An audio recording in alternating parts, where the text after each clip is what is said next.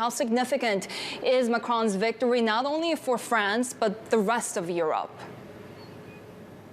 It is a relief for France and for the rest of Europe, given that means that France will remain a reliable partner within the EU, within international alliances such as NATO, especially at a time of the war in Ukraine. It is a huge relief also for Macron's camp, given some polls were showing before the runoff a much tighter race between Emmanuel Macron and the National Rally leader Marine Le Pen. However, it is not the same landslide victory that we had in 2017 when Emmanuel Macron gathered 66% of the votes. So clearly Emmanuel Macron will have also to gather those French who didn't vote for him or actually voted for him just to block Marine Le Pen, just to block the extreme, those who still feel left behind, those people especially from the lower income working class who voted for Marine Le Pen or who were tempted by the extreme. He will definitely need to reconcile those French people in order to get a majority in Parliament in 2 months from now.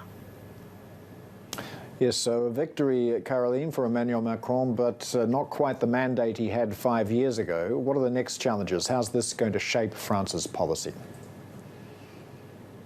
So over the next few days, you're going to have a change of prime minister, a change of government. But then in 2 months, in June, for the legislative elections, Macron needs to get a majority in the French parliament. If he doesn't manage to do so, that means he either will have to form some alliances with other parties, including, for example, the Republicans, who are in disarray after their candidate, Valérie Pécresse, got less than 5% of the votes in the first round a couple of weeks ago. Or perhaps he will also have to forge some alliances with the Greens, who have very different views than Emmanuel Macron when it comes to the future of nuclear in the French energy mix, for example. So a lot of challenges ahead to get this majority in Parliament and also, of course, to pass his future reforms. One reform, for example, he hasn't managed to pass during his first mandate was the pension reform that was stopped,